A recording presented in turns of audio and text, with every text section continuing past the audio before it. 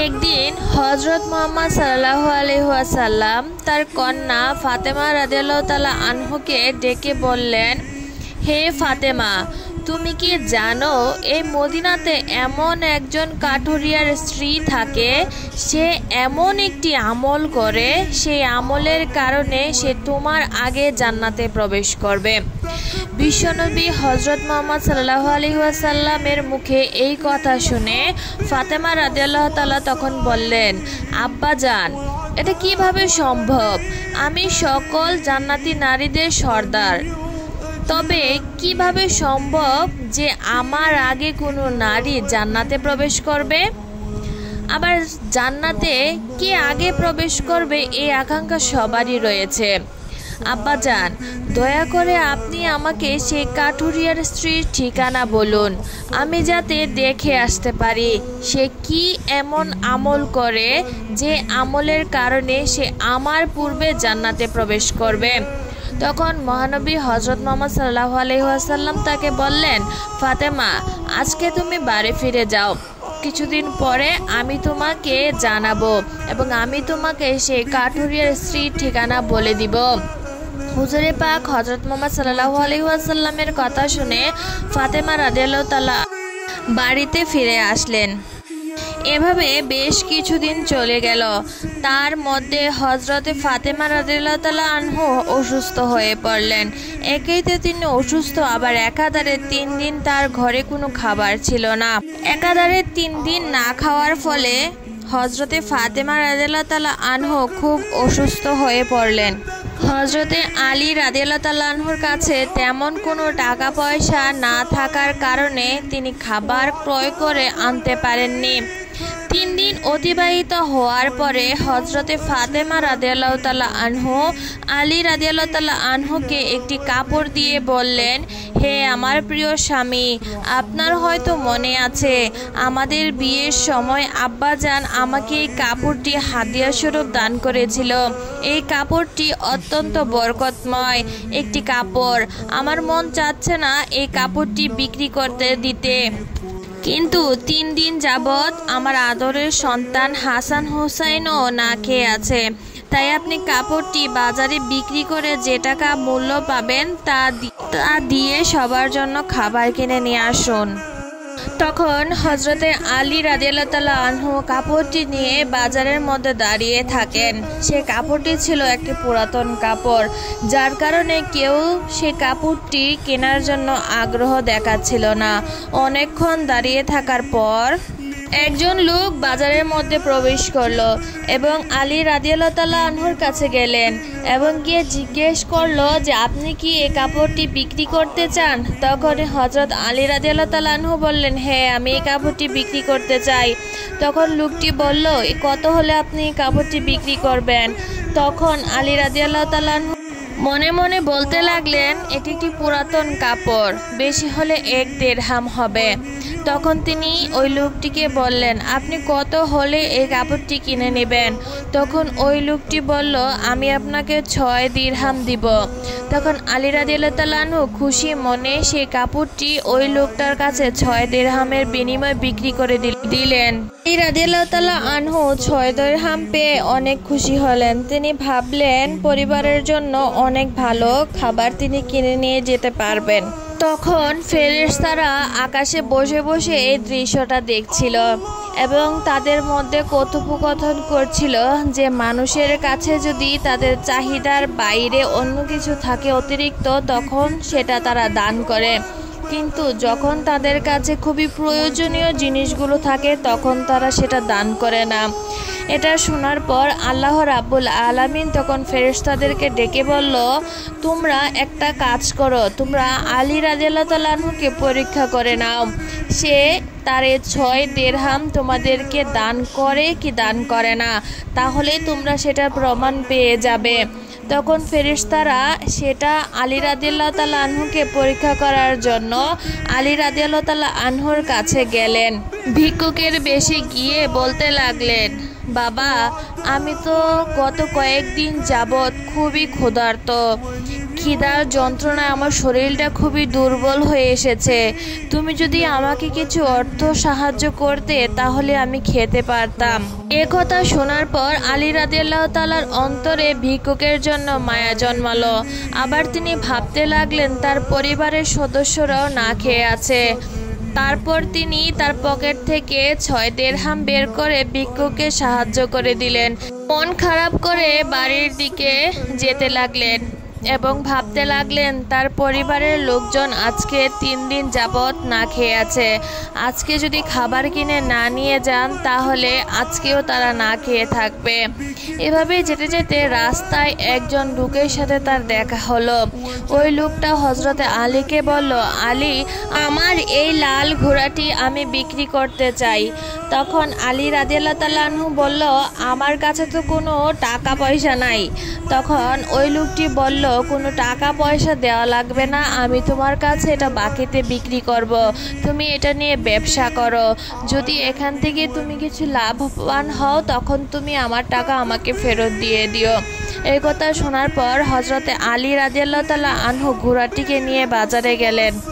বাজারে যাওয়ার পরে অনেকক্ষণ যাবৎ তিনি সেখানে দাঁড়িয়ে আছেন। তারপর একজন লোক আসলো। আসার পর জিজ্ঞেস করলো, আপনি কি ঘোড়াটি বিক্রি করতে চান? তখন আলী রাদিয়াল্লাহু তাআলা আনহু বলল, হ্যাঁ, আমি ঘোড়াটি বিক্রি করতে চাই।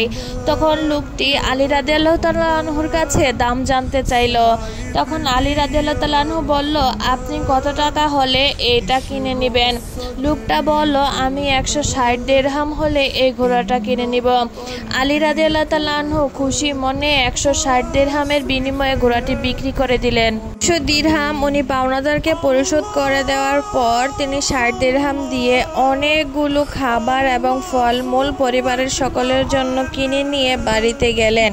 হযরতে আলী রাদিয়াল্লাহু তাআলা আনহুর কাছে এত খাবার এবং ফলমূল দেখে ফাতেমা রাদিয়াল্লাহু তাআলা আনহু হযরতে আলী রাদিয়াল্লাহু তাআলা আনহুকে বিভিন্নভাবে প্রশ্ন করতে লাগলেন যে কিভাবে তিনি এত টাকা পেলেন, এত কিভাবে খাবার কিনে আনলেন। তখন হযরতে আলী রাদিয়াল্লাহু তাআলা আনহু বললেন, আগে ঘরে চলো, তারপর সব খুলে বলছি। তখন ফাতেমা রাদিয়াল্লাহু তাআলা আনহু বলল, আগে সব কিছু খুলে বলেন, না হয়তো ঘরে প্রবেশ করতে দিব না। বিবি ফাতেমার মুখে এসব কথা শুনে হযরতে আলী অনেক কষ্ট পেলেন। মহানবী হযরত মুহাম্মদ সাল্লাল্লাহু আলাইহি ওয়াসাল্লাম একদিন ফাতেমাকে ডাকলেন এবং বললেন, ফাতেমা, কোনো এক নির্জন জঙ্গলের মাঝে ওই কাঠুরিয়া ও তার স্ত্রী বসবাস করে। তুমি যাও, গিয়ে কাঠুরিয়ার স্ত্রীর সাথে দেখা করে আসো। রাসূলুল্লাহ সাল্লাল্লাহু আলাইহি ওয়াসাল্লামের কাছ থেকে কাঠুরিয়ার স্ত্রীর ঠিকানা পাওয়ার পর তার সাথে সাক্ষাৎ করার জন্য রওনা হলেন। কাঠুরিয়ার বাড়ির সামনে এসে ফাতেমা রাদিয়াল্লাহু তাআলা আনহু সালাম দিয়ে বললেন, বাড়িতে কি কেউ আছেন? আমি হযরতে ফাতেমা রাদিয়াল্লাহু তাআলা বলছি, নবীজির কন্যা। তখন কাঠুরিয়ার স্ত্রী বলল, আমার পরম সৌভাগ্য যে বিশ্বনবীর কন্যা হযরতে ফাতেমা আমার বাড়িতে এসেছেন। তখন ফাতেমা আপনার সাথে দেখা করতে আমি এসেছি, আমাকে ভিতরে প্রবেশ করতে দেন। তখন কাঠুরিয়ার স্ত্রী বলল, আপনার সাথে সাক্ষাৎ করা আমারও পরম ইচ্ছে।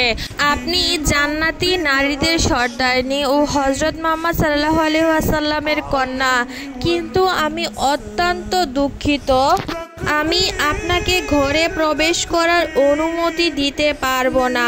এটা আমার স্বামীর ঘর, আর আমি আমার স্বামীর অনুমতি না নিয়ে কাউকে তার ঘরে প্রবেশ করার অনুমতি দিতে পারি না।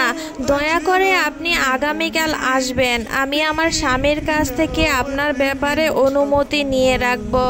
আর আমার স্বামী যদি আপনাকে ঘরে প্রবেশের অনুমতি দেন তাহলে আমি আপনাকে ঘরে প্রবেশের অনুমতি দিতে পারবো।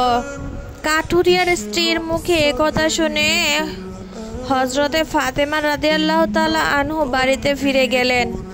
দ্বিতীয় দিন যখন কাঠুরিয়ার স্ত্রীর সাথে দেখা করতে যাবেন ফাতেমা রাদিয়াল্লাহু তাআলা আনহু, তখন হাসান রাদিয়াল্লাহু তাআলা আনহু ফাতেমা রাদিয়াল্লাহু তাআলা আনহুকে জড়িয়ে ধরে বললেন, আম্মা জান, আপনি গতকালও কোথায় যেন গিয়েছিলেন, আপনাকে অনেক খুঁজেও পেলাম না, দয়া করে আজকে আপনি আমাকেও সাথে করে নিয়ে যান। ফাতেমা রাদিয়াল্লাহু আনহু তখন তার বড় ছেলে হাসান রাদিয়াল্লাহু তাআলা আনহুকে সাথে করে কাঠুরিয়ার বাড়িতে নিয়ে গেলেন। কাঠুরিয়ার বাড়ির সামনে এসে সালাম দিয়ে বললেন, বাড়িতে কি কেউ আছেন? আমি নবীর মেয়ে ফাতেমা বলছি এবং আমার সাথে আমার বড় ছেলে হাসান আছে। আমি কি বাড়ির ভিতরে প্রবেশ করতে পারি? হে নবীর মেয়ে ফাতেমা, আপনার সাথে দেখা করার আগ্রহ আমার মনেও রয়েছে। আমি গতকাল আমার স্বামীর কাছ থেকে আপনার ব্যাপারে অনুমতি নিয়েছিলাম, কিন্তু আপনার সাথে যে আপনার বড় ছেলে হাসানকে নিয়ে এসেছেন, আমি তো তার জন্য আমার স্বামীর কাছ থেকে অনুমতি নেইনি।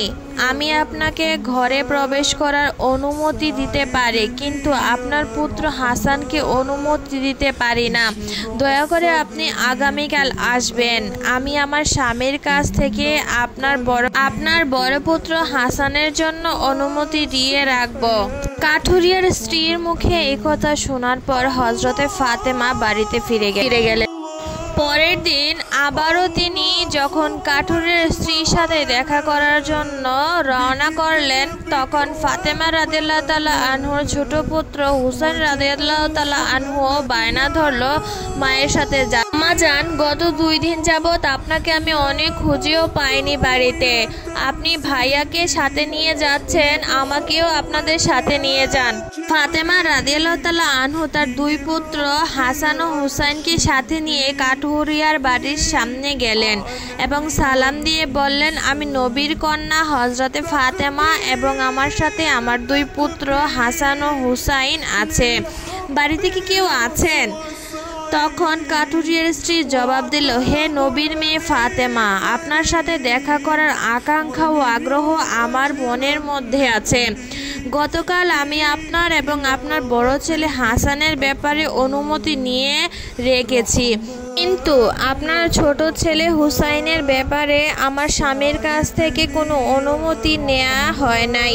দয়া করে আপনি আগামীকাল আসুন, তাহলে আমি আপনার এবং আপনার 2 সন্তানের জন্য আমার স্বামীর কাছ থেকে অনুমতি নিয়ে রাখব। কাঠুরিয়ার স্ত্রীর কথা শুনে হযরত ফাতেমা রাদিয়াল্লাহু তাআলা আনহু তার সন্তানদেরকে নিয়ে বাড়িতে ফিরে আসলেন। আবার পরের দিন ফাতেমা রাদিয়াল্লাহু তাআলা আনহু ও তার সন্তান হাসান ও হুসাইনকে সাথে নিয়ে কাঠুরিয়ার বাড়ির সামনে গেলেন। ফাতেমা রাদিয়াল্লাহু তাআলা আনহু সালাম দিয়ে বলেন, বাড়িতে কেউ আছেন? আমি নবী কন্যা ফাতেমা এবং আমার সাথে আমার পুত্র হাসান ও হুসাইন রাদিয়াল্লাহু তাআলা আছেন। তখন কাঠুরিয়ার স্ত্রী জবাব দিল, আপনাদের ব্যাপারে অনুমতি নেওয়া আছে, আপনারাও ভিতরে প্রবেশ করুন। কাঠুরিয়ার স্ত্রী তাদের 3 জনকে ঘরে প্রবেশের অনুমতি দিলে ফাতেমা এবং তার সন্তানদেরকে নিয়ে ঘরে প্রবেশ করলেন। ঘরে প্রবেশের পর দেখতে পেলেন কাঠুরিয়ার স্ত্রী বসে আছেন এবং তার সাথে রাখা আছে একটি লাঠি, একটি মোটা রশি আর একটি পাত্রে পানি। তখন হযরতে ফাতেমা রাদিয়াল্লাহু তাআলা আনহু কাঠুরিয়ার স্ত্রীকে জিজ্ঞাসা করল, আপনি এগুলো নিয়ে বসে আছেন কেন? তখন কাঠুরিয়ার স্ত্রী বলল, আমার স্বামী সারাদিন প্রচুর কষ্ট করার পর যখন সে বাড়িতে ফিরে তখন তার অজু করার প্রয়োজন হতে পারে। তখন তার পানির প্রয়োজন হলে যাতে তার কোনো কষ্ট না হয়, চাইলে যাতে আমি তাকে পানি সাথে সাথে দিতে পারি, তার জন্য এখানে পানির পাত্রটি রাখা আছে। তখন ফাতেমা রাদিয়াল্লাহু তাআলা আনহু জিজ্ঞাসা করলেন, হে বোন, তাহলে এই লাঠিটি এখানে নিয়ে রেখেছো কেন?